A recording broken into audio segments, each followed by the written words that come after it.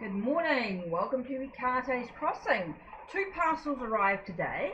One was Nina's Rune Spiral Guidebook that I thought I ordered separate than the Rune cards. So I'm looking forward to diving deep into the book. So quite exciting to sort of get into this, into the moon phases, into the runes, into the Anglo-Saxon runes. So I'm looking forward to diving a bit more deeper into that. And it's beautiful, fully coloured book. So and it's good. She's got some good resources at the back and a little bit about Nina herself. So that's going to be quite exciting to get into. I'm looking forward to doing that. Now the next thing, which I'm really excited about, is this Tarot de Marseille. And oops, I knew I forgot something. Nice to see. Okay, so Tarot de Marseille. Now this one is reprinted from a 1760. Okay, this is a Marseille 1760. Okay, it is a low Scarabeo. Okay, so let's have a look inside. Now I've already taken the plastic off without actually looking at everything. So here we go. It's Tarot de Marseille 1760. Oh, did I say 1780? 1760? God, my eyesight's really bad, isn't it?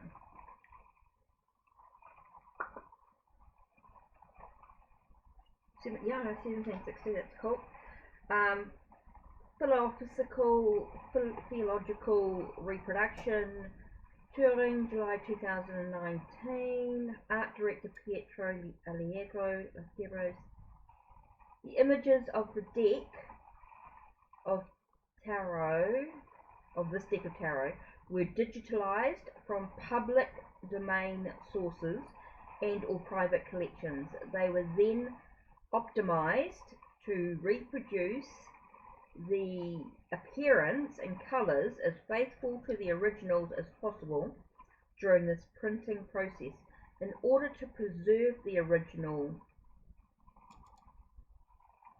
feeling of these ancient images, the cards have not been treated with chemical varnish, and as a result, they may not be suitable for riffle shuffle. Just be gentle with them. In other words, it's about taking care of them.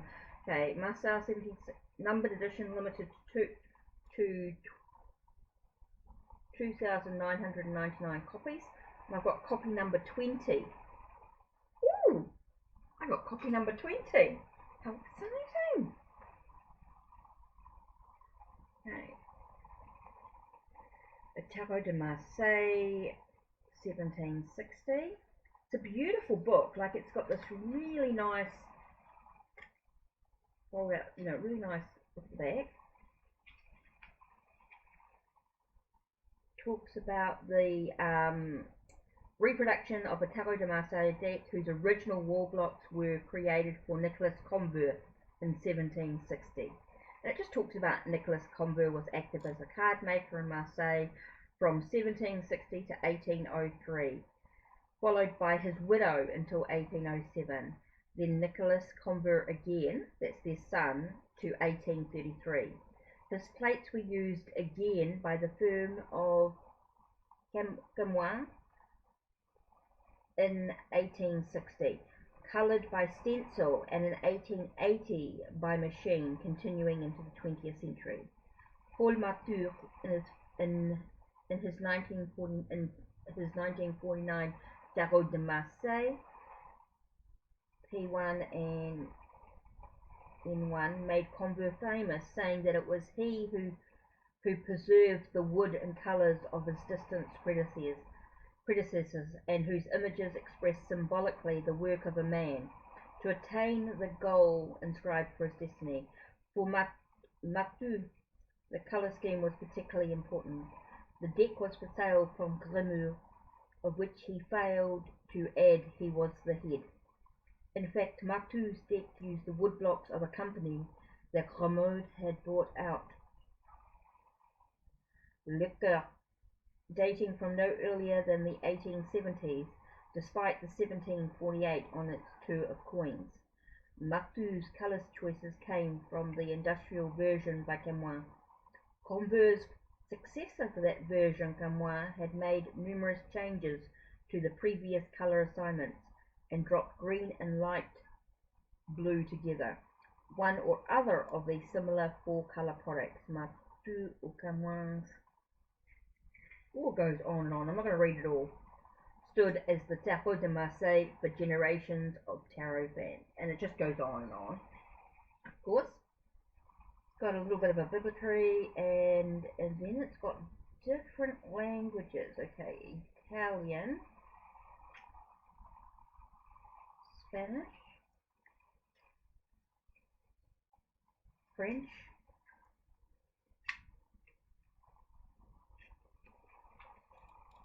oh, so there's actually no meanings in the book.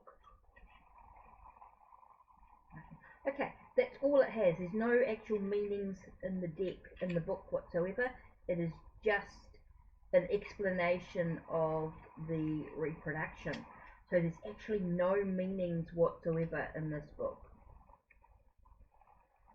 Just talks about Tarot de Marseille. Okay, so there's no actual meanings or anything like that. That's why it's quite thin. Okay, got you. Understand that. I read that with the number 20. I got. Quite excited. Okay, so let's have a look at the cards, shall we?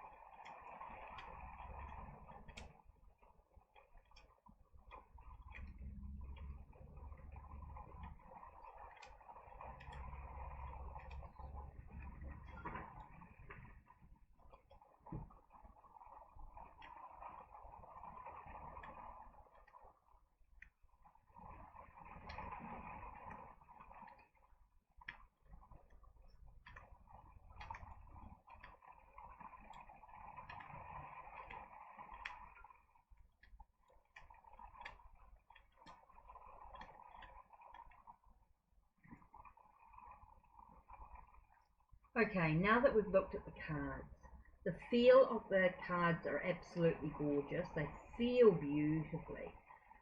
But remember, it said it had no protectants, had no chemicals in it or anything like that, so it doesn't have the same maybe withstanding of other decks. But because I shuffle like this, very gently anyway, so beautifully done, absolutely gorgeous.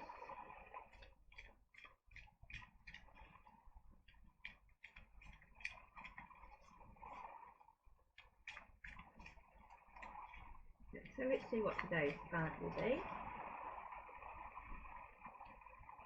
Let's have a look at today's reading.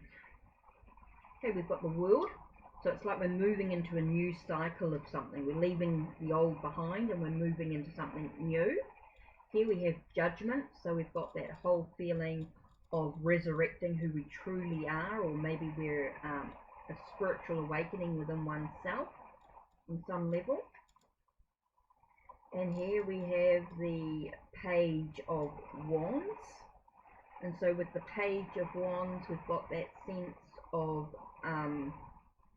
this youthful energy with maybe a little bit of motivation, maybe got a little bit of drive, but yet has not the experience or the knowledge of what's important as well. Can be classed, also you'll find the Page of Wands can also be a message, so a message yet to come. A message yet to come, which is interesting. So, whoops. So when we look at these three cards, we could be looking at maybe it's an end of a cycle. We're saying farewell to the past. You know, saying goodbye. Maybe we're shifting or we're moving into something new. And this also speaks of maybe we are sort of having this awakening within oneself, and so yet we may receive a message of some sort. And it could be in regards to finding one's own happiness in one's own journey. So finding a sense of happiness in one's journey. So it's interesting how this sort of comes together when you think quite an impact in your life as well. It seems like it's quite important at this time to sort of say farewell, let go of the old, just sort of moving into something new. You're allowing yourself to actually move into this new world that you're moving into, this new shift in your life. You're allowing yourself to feel this awakening within oneself as well. There's this awakening. So you're waiting for a message to come through in some way. I feel like there's a message that's coming for you, coming to you, and this is going to bring you a sense of happiness and joy within your life, a sense of feeling like the sun is shining on the situation overall. So that's today's message with the Depository de Marseille. This is a Conver. I love this sort of the ancient feel. It feels very, very luxurious. It has that sort of really faded appearance, so it feels really old. It feels like a really, really old deck, and I love that. I love that. So quite exciting. So pleased that it has arrived. So I absolutely love this this deck. I'm loving the feeling of it. So yeah, this could be my new one to work with this week. So definitely. So that's it from me. Thank you for being with HeKate's Crossing. Take care and blessed be.